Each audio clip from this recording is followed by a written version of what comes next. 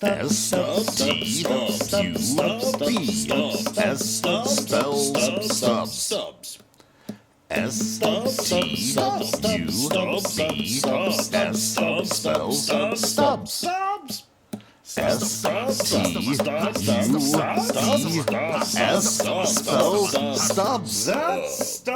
Villagers of this realm, welcome to the latest episode of Stubbs with Jason, where I review all kinds of things on all kinds of screens. Today, we will be tackling Minecraft, Anora, and Conclave. Let's get right into it. I'm going to start off with the big boy, Minecraft. It just had a huge second weekend at the box office. Apparently, just a giant hit with the kids and Gen Z. I've seen a lot of people complaining about theater etiquette and some of the disaster stories that are going on. I don't know if they're disaster stories, but they're kind of kids acting out, people acting out of control when they go to see this movie. I think at this point, I feel safe to say, I just don't know if this one is I don't think it's for us. I don't think this is for the proper theater goers. They almost need to start Rocky Horror Picture Show style, like designating, like, hey, if you're going to come and act like a lunatic, come to this 2:00 showing. But I don't think theaters even want to deal with that, because I've seen where theater chains are out there putting statements like, hey, if you come in here and act ridiculous, we're going to kick you out. That's just how this goes. I keep hearing about this rumor of a live chicken being brought into one of the screenings. And I'm laughing because to me, it's like, it's over the top. I'm really happy for the kids. I'm really happy, these guys had to deal with all this crap in 2020. Like, I'm glad that the younger generations are getting to have something that kind of lets them just have a little bit of silly fun. Like, in a world that's so messed up and awful, just to put it bluntly, I'm really glad that they're getting to have this moment, and it's something that they can hold on to as a memory, at least for a while. Anyway, let's get into the movie. It's a very basic story. I don't know what you would be expecting from a Minecraft movie. I mean, I know there's lore there. Like, I played probably, 14, 15 years ago. I played for a bit. Wow, it's kind of wild. The fact that it was just like that, the time frame that I have there is 14 or 15 years ago. And I've played with my kids over the years, occasionally here or there. But my heavy time in it was probably around, 2011, 2012, something like that. Anywho, if you're an advocate of Jack Black and happen to be a younger person who's just crazy into meme culture, this is going to be a huge hit with you. I don't care enough about the source material to really have a strong feeling coming in, and the movie doesn't really do anything so offensive that I felt like it's worth particularly ragging on. It doesn't necessarily do anything well enough to warrant an in-depth discussion, though, either. It's all right. There's a small crew of main characters pretty much there to react to Jack Black. Jennifer Coolidge, we're in some weird renaissance for her, so she's in this movie for some reason. If you had your fill of that back in the Stifler's mom era, I don't think there's anything here that's going to win you back. Jason Momoa is there, and in general, I typically like him, but he's kind of giving off the exact same vibes as Peter Dinklage from Pixels. So, if you're thinking these references that I'm making aren't great, that should kind of let you know what you're in for. I think the visuals are pretty much what you think they're going to be. I even went as far as seeing this one in 3D, hoping that it might be fun to look at, and I can safely say there's zero benefit to that. So if you're going to go, no need to shell out any kind of extra money for a premium format. Like I said, my time playing this game was, 14, 15 years ago or whenever that was. I don't think the development cycle of this movie has been that long, but I feel like they announced this movie a really long time ago. And I'm guessing that they just didn't have any ideas, but it feels like somebody saw the response to Jack Black's viral draw with the song Peaches from the Mario movie, and they were like, let's just do that. And the studio was like, okay, that works for us. So I I think it's a bit of a downer. This is the director who did Napoleon Dynamite, and he did a few episodes of a series that I love called Last Man on Earth. And I think you can occasionally see that slipping through some cracks, but overall, this is just a dumb movie. Um, that's okay, I guess. But Napoleon Dynamite to me is kind of brilliant and unique, and this movie just feels like it exists for the sake of being a meme repository and to get clicks on social media and sell ad space. Like I feel like that was their goal. To that, mission accomplished. I'm super happy for all the Gen Zs and younger that are eating this up. But I assure you, you guys don't know this yet, but studios typically only learn the wrong lessons in their successes. So be prepared to see this IP just get absolutely pillaged. It's gonna be, yeah, yeah. Best of luck to this year's Five Nights at Freddy's sequel, which somehow has to compete with this, not only as in terms of headlines, but also it will be compared to, at the box office most likely as well. So Steve's Hot Lava Chicken and all, I'm going to drop it at a 5.2 for this one. It was definitely sitting at a sub 5 until a really late cameo appears. And when that voice cameo happened, I just can't help myself. It's like, that is a voice of that's a source of endless joy for me. So it definitely gave the movie an unearned bump. And I would say stub if you're Gen Z or younger and you want to just go and have a good time. For the rest of us millennials and Gen Xers and everybody else, you're just going to kind of sit there and have it wash over you and be like, okay, this is what it is. So I don't even know if it's worth watching later on. But again, like I said, it's not awful. It just kind of hits you. It's just kind of there. Like a block.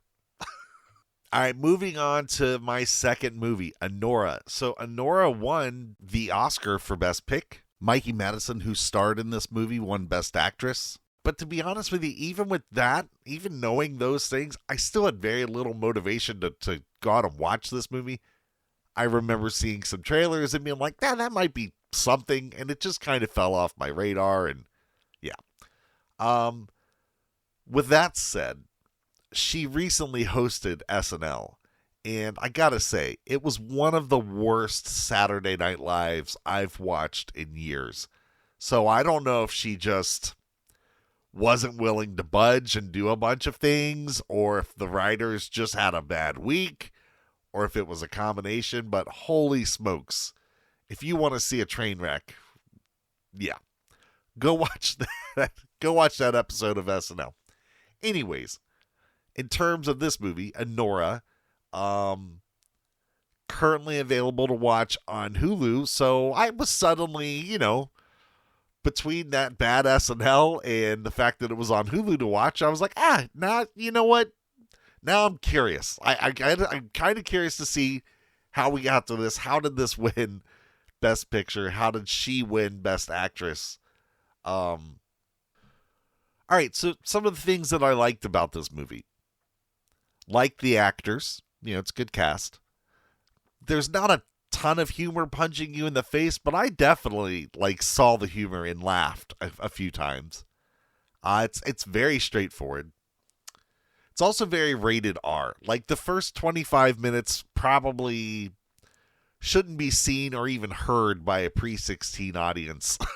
So maybe wait until after the kids have gone to sleep for this one. There's a few cool shots that looks like somebody with a hint of cinematography experience framed up. And, a couple of nice looking shots here. When you get to the end, it feels earned. All the characters you've met are true and kind of land where you expect them to land. They all stay true to their nature. I liked it. Would I say it's Best Picture and she's the best actress from last year? I don't know.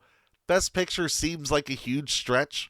Her performance doesn't have a lot of range, but she absolutely feels authentic in that character. like to the last moment, like to the last frame, you know, which again just kind of breaks my brain because that SNL was so rough. You know, I mean, again, I know, you know, acting is, you know, cinema acting is different than sketch acting. Like, I get it. Like, not everybody can float back and forth between those, but man, it was rough. I'd say this movie winning Best Picture is more of an indictment on the overall state of cinema more than a testimony of how good this movie is, though. Like, I don't regret watching it. Found myself enjoying it and even kind of cheering for some of the secondary characters. You know, characters of mine. There's a pair of characters that kind of loom largely throughout the movie. Like, you don't see them, but everybody's kind of talking about them, and it's like, oh, they're kind of, yeah, they're just there. They're like the elephant in the room, right? They're not properly revealed though until very late, and I think that when a movie does something like that, when it holds off on revealing a character like that, you have to have like the right people. You have to have the right people to pull that off. And yeah, I don't know who they were, but man, these guys really did. Like, they are great in their little bit of screen time that they have. They make a huge impact. One of them gave me just one of the biggest belly laughs I've had in a long time watching him react to something. Really, that was really great. Like, by the time you get to all that and you're seeing this come through and you're seeing how this plays out, that's hitting. That hits it. That gets it good. I wish the story had a little more to it. It's just a little too straightforward. Like, especially, like, again, I don't mean to. This movie didn't get made. I don't get this. I can't imagine this movie was made with someone in mind going like, oh yeah, and this is going to draw Best Picture noms. I feel like somebody wanted to make a somewhat smaller movie, and it's cool that they did. Like, I appreciate, you guys have heard me, I've banged on about that. Like, I hate to see us losing that scale in cinema. This is a good movie to have success. Now, again, it feels like the Oscars are doing what the Oscars are doing, which is like, oh, well, here's this pretty good movie. Not a lot of people went to see it. Let's get some extra eyeballs on it to drum it up to try and help do that. And again, like, with that agenda in mind, like, I get that. I just hate that they use Best Picture for that. All right. Or, you know, the other thing Best Picture tends to be is an apology to directors for, like, you know, like last year with Oppenheimer. It was like, hey, Christopher Nolan, we acknowledge that we have failed you over the decade, you know, however long you've been putting out incredible movies, and we've never properly rewarded you for this. So here you go. Oppenheimer's going to just clean house for whatever reason. Because, well, it's not for whatever reason. It's an apologist for, you know, award at that point in time. Anyways, coming back to it, like I said, I just wish the story had a little more complexity to it. It's a little too straightforward for me. And that's fine. It makes it easy to track and follow. But like, this movie seems like it could have been lifted by some kind of unexpected twist to occur somewhere in that second or third act. You know, as it is, it just kind of plays out. And again, it's satisfying and rewarding and everything, but it just could have been lifted a little more, you know. I don't regret, you know, there's nothing here that I saw that I was like, oh, I wish I had seen that on the big screen, you know. So watching it at home is fine, just not with your kids. But you know, with all that said, it's a stub. I'll give this a stub. Like, it, in general, if you were in the right circumstance, you know, age appropriate, yeah, it's all right. I enjoyed it. I gave it a 6.8. All right, final movie, Conclave. Most of you, again, I don't expect most of you to have heard of Anora. Conclave might be even more of an obscure title to you. It wasn't on my radar. I kind of heard post Oscars, It won an Oscar for Best Adapted Screenplay / Writing, It's got a really good cast. All right, let me tell you, I really enjoyed this movie. The cast is tremendous. It's got great suspense, great mystery. This is one of the best movies I've seen in a while. It's got great production. It's like watching the best episode of House of Cards, but set in the Vatican. Someone probably had a working title of House of Cardinals, and it would have been very appropriate. Just a tremendous religious political thriller. I feel it's absolutely worth a watch. Definitely not without a little bit of controversy, which you should expect in anything that has to do with the church.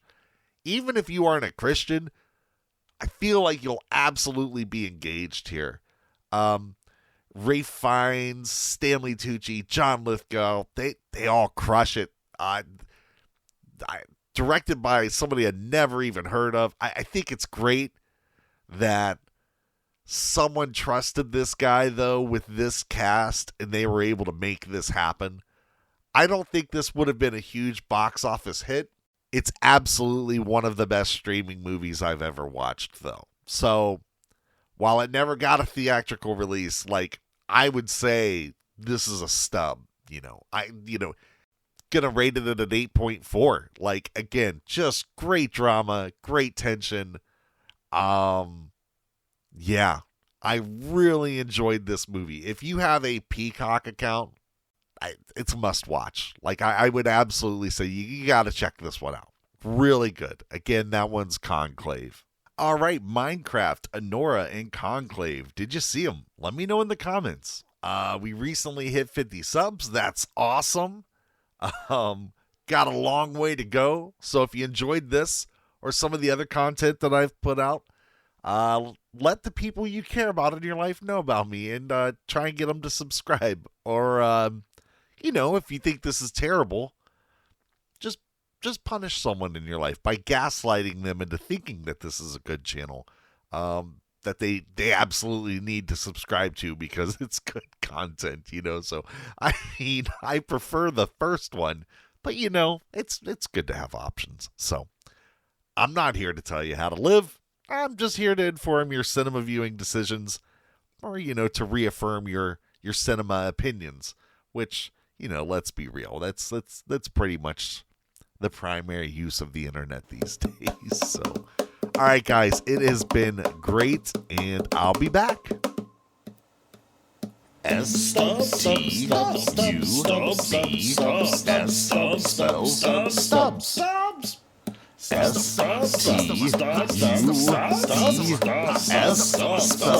Stubs. All done.